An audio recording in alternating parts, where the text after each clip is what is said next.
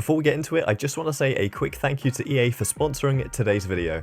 Yes people, how we all doing? It's Ashton here. We're back with more early Season 10 gameplay for you guys, and in this video, we're going to be taking a closer in-depth look at the brand new legend Seer. We're going to be looking at his new legendary skins that are going to be coming out with Season 10, as well as an in-depth look at his abilities, and talking a little bit about what sort of team comps I can see Seer being really effective in Season 10. So make sure you stay tuned right to the end of the video for that. But first off, of course, we've got to be looking at those legendary skins, because I know that's what you guys are here for. First up on the list of legendaries for Seer, we have the Light Show skin. This is a white, very clean skin, not too much going on with it, but again, very futuristic. Looks super clean and nice in my opinion. Reminds me a lot of some of Mirage's legendaries as well. And following on from this, we have the plain sight variant of the same skin, but this time it's green. Reminds me of Valkyrie's skin actually. Her legendary skin was very similar to this, that kind of military grade green. Really nice alternative for you guys who don't necessarily like the white one. The third skin we're going to be looking at is called Afrofuturism. It's a bit of a mouthful. This skin is a bit of a mouthful. It's an absolutely crazy different skin from all of the rest we've seen, but again, a really nice difference. You know, I always like when skins are completely wild and different from one another, and this is a way more culturalistic kind of skin in my opinion. Following up from that, we have the recolor called Tiger Eyes, a kind of more bright orange variant. Really nice. Moving on from the skins, I am going to be scrolling through all of the banner frames, emotes, and banner poses as well, so you guys have a clear idea of exactly what you can do to customize your banner for Seer. Honestly, there is such a great variety of banner poses and banner frames. Like, personally, this is one of my favorite parts about a new legend coming out. I love the banner customization aspect to Apex, and honestly, some of these banners are the best I have ever seen. I love the different variations you've got. There isn't one that's better than all of the rest. I think they've all got some really cool animations on there. Personally, my favorite would probably be the icon of the Outcasts banner frame. I love the green glow that it's got going on in the background, and all of the moth drones lighting up in a big blue kind of pattern behind Seer. I love how that looks, but there is just so many good banners for Seer. I mean, you could probably make a load of different combinations work, and I'd also say Seer has a bunch of pretty decent banner poses as well. There's a lot of variation in there, some close up, some sort of more zoomed out, and some action shots in there as well. Of course, those of you who hate Octane, there aren't many of you who hate Octane. Pretty much everyone loves Octane, but I mean, if there are any Octane haters out there, I'm sure you're going to love this banner pose. And last but not least, he's got some pretty cool emotes as well. If you can call this cool.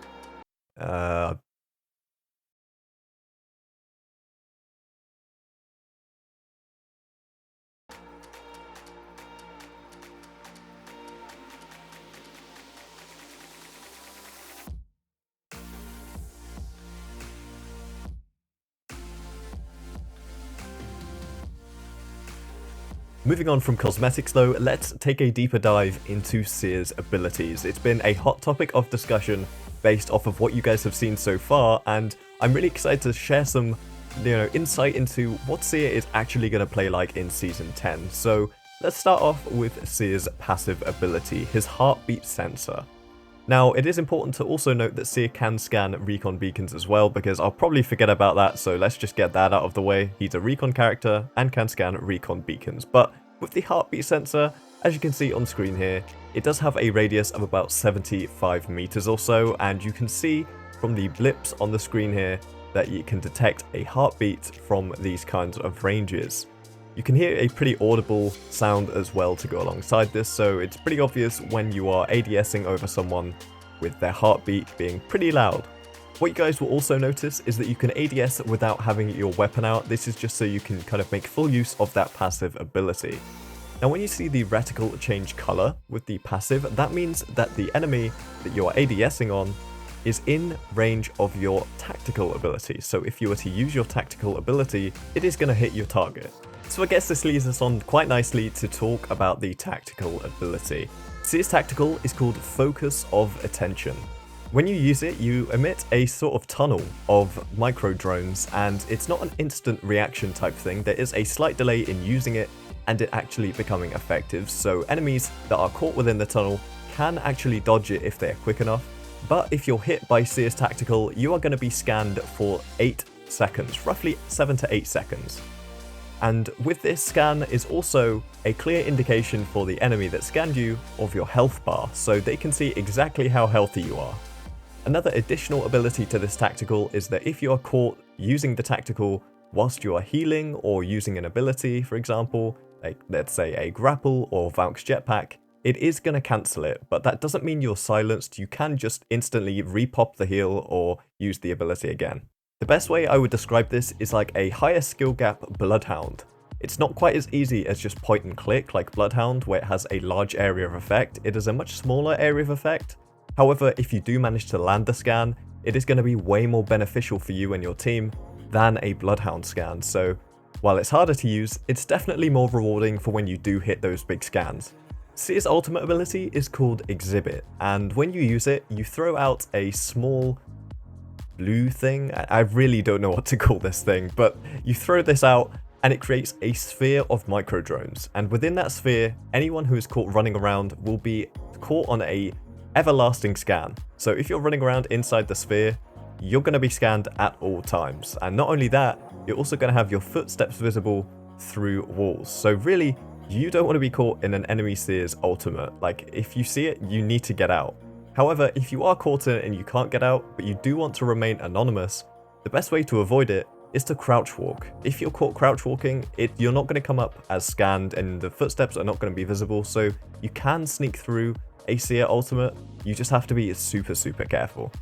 You can also destroy a Seer ultimate if you see the orb emitter in the middle of the sphere.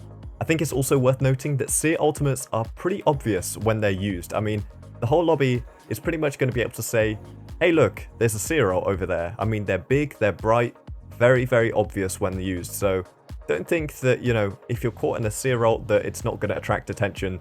I think a lot of people are going to be running over towards you if they see this ultimate. I think Seer will be good for aggressive team comps because he's going to be really good for those ambushes and third parties where you catch a team with an unsuspecting scan. They are scanned for 8 seconds and then you can go in with aggressive characters like Octane, Pathfinder, Bangalore and do the damage whilst the enemies are scanned for those 7 to 8 seconds. A lot of people are suggesting that Bloodhound and Seer might work well together, and that remains to be seen. Honestly, I'm not entirely sure that 2 recon characters on the same team that both use scan abilities will be entirely necessary, but I guess we'll just have to wait and see how it turns out in the meta.